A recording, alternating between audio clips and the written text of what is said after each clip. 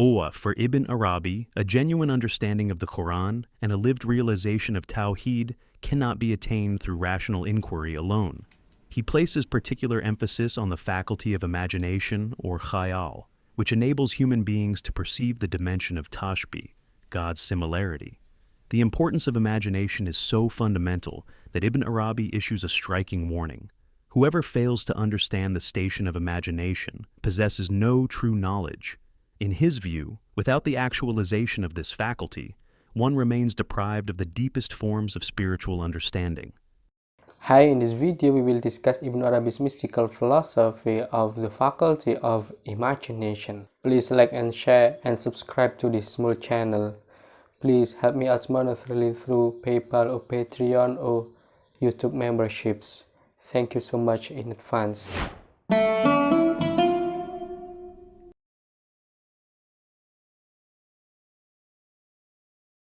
In Ibn Arabi's thought, khayal is closely associated with kashf, unveiling, since spiritual disclosures typically occur within the imaginal realm. While reason serves as the primary instrument of theologians and philosophers, imagination functions as the principal faculty of the people of unveiling, ahlul kashf. These two faculties operate in different yet complementary ways. Reason affirms tanzih, God's absolute transcendence and incomparability, by denying any attributes that might reduce him to the level of created beings. Imagination, by contrast, enables one to perceive and experience the manifestations of the divine attributes, thereby affirming the dimension of tashbih. At the same time, Ibn Arabi maintains a clear distinction between God's essence, or that, and God's self-manifestation. The divine essence remains utterly unknowable and inaccessible to human perception. No creature can directly comprehend or behold God as he is in himself. What human beings can encounter, however, is God through his tajalli. Such tajalliyat are manifested through the innumerable signs, or ayah, scattered throughout the Quran and woven into the fabric of the cosmos itself. In other words, human beings do not perceive God in his essence. Rather, they encounter him through the forms in which he chooses to reveal himself. A simple analogy may help clarify this point. One cannot gaze directly at the sun without being overwhelmed by its intensity, yet one recognizes its presence through the light that illuminates the world. Similarly, for Ibn Arabi, tajalli provides a mode through which God makes himself known, while his essence remains beyond the grasp of created knowledge.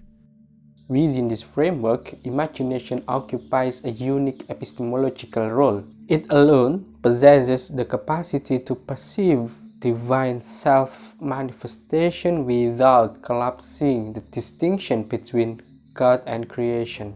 Through the imaginal faculty, one can witness the presence of God in the multiplicity of forms through which he manifests himself, while still recognizing that none of these forms exhaust or contain the divine reality. Reason, on the other hand, remains committed to the perspective of tanzih. Left to itself, it often fails to recognize the reality of tajalli. Viewing the world solely through the eye of reason, one perceives created things merely as separate entities standing apart from God. Imagination, illuminated by spiritual unveiling, offers a different vision. It reveals the cosmos as a vast theater of divine manifestation, where every being points beyond itself to the reality from which it derives its existence. For this reason, Ibn Arabi does not reject reason, but rather situates it within a broader mode of knowing. True knowledge emerges when reason and imagination work together. Reason safeguards God's transcendence, while imagination discloses his immanence. Through this balance, the seeker comes to recognize a central paradox at the heart of Ibn Arabi's metaphysics. God remains infinitely beyond all forms and concepts, yet simultaneously reveals himself through the endless signs and manifestations that fill the cosmos. The eye of imagination may encounter divine tajalli in two principal ways. First, it may perceive God's tajalli through the very created things that reason regards as distinct from God. While reason sees these entities as merely created objects, imagination recognizes them as loci in which divine manifestation occurs. Second, tajalli may appear through imaginal forms that exist only within the realm of imagination and are not necessarily visible in the physical world. These two modes correspond to the Quranic distinction between God's signs in the horizons, afak, and his signs within human selves, or anfus. And we will show them our signs in the horizons and within themselves. The first refers to manifestations encountered in the external world, whereas the second concerns inward experiences that arise within the human soul. In either case, whether external or internal, tajalli always occurs through a form. Although God himself, along with his names and attributes, is not a physical form, the faculty of imagination has the power to render divine realities perceptible through forms. As Ibn Arabi explains, one of the essential characteristics of imagination is its ability to embody and give shape to realities that are themselves neither bodily nor formal. For Ibn Arabi, this capacity is crucial because it makes possible the perception of God's nearness and similarity, or tashbih. Through imaginal embodiment, realities that are purely intelligible or spiritual become accessible in forms that can be experienced and perceived. A simple example would be the appearance of an abstract idea in a dream as a concrete image or figure. The meaning itself is not a physical object, yet it becomes visible through a symbolic form.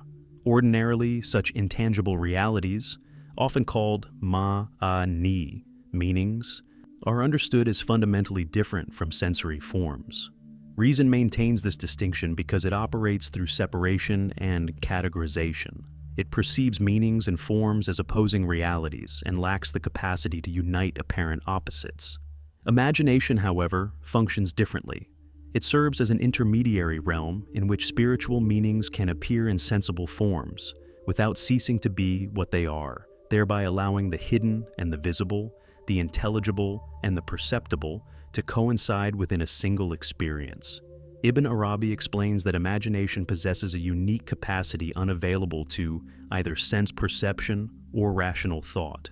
As he states, it is impossible for sense perception or the rational faculty to bring together opposites, but it is not impossible for imagination. The rational intellect naturally operates through distinction and separation. It differentiates between creator and creation, spirit and matter, meaning and form, transcendence and immanence. Imagination, however, has the remarkable ability to hold these apparent opposites together without dissolving either side. For this reason, Ibn Arabi associates imagination with the divine name al-Qawi, the all-strong, since it possesses the strength to unite what reason perceives as irreconcilable. This capacity has important theological implications.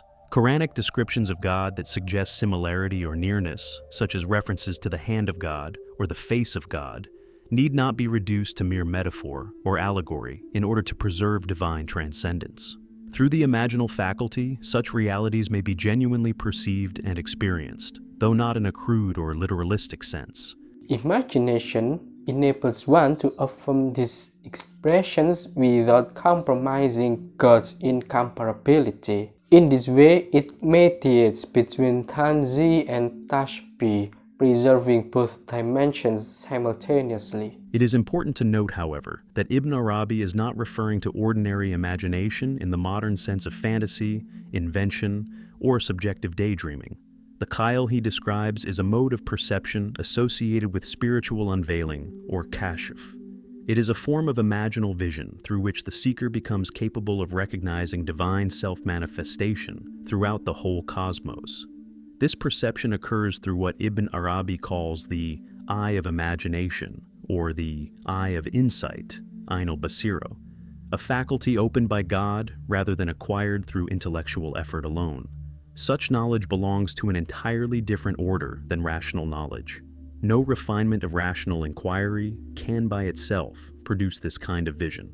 Ibn Arabi himself criticizes those who equate the vision of God with nothing more than an increased conceptual understanding of divine realities. For him, such a position reflects the limitations of those who know God only through speculation and reasoning rather than through unveiling and direct encounter with divine self-manifestation.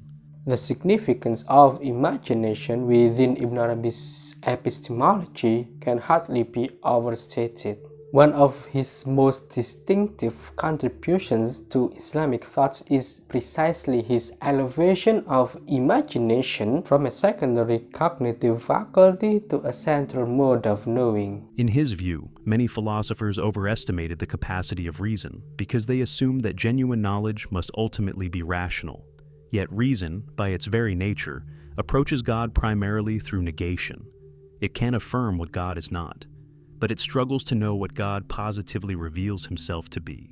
Since reason emphasizes divine incomparability, it often excludes the dimension of tashbih, and therefore remains unable to perceive the divine presence manifested within creation.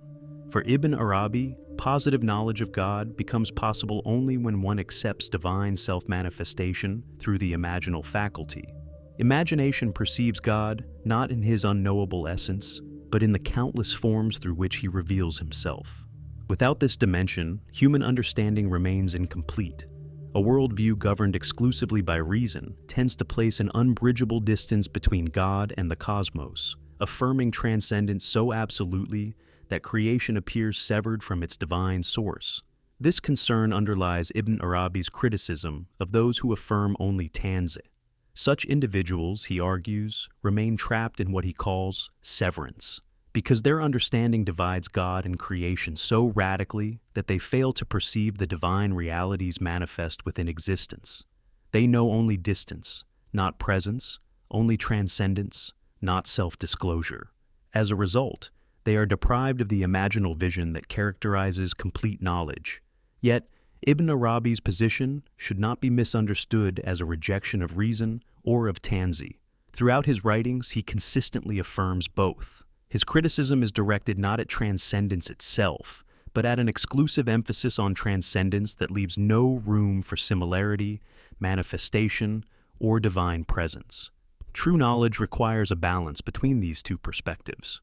Reason safeguards God's incomparability, while imagination reveals his self-disclosure. Only when both are held together can one attain what Ibn Arabi regards as a more complete understanding of existence and of the relationships between God and the cosmos. Thank you so much for watching. My special thanks go to Sean Wang for his generosity. See you next time.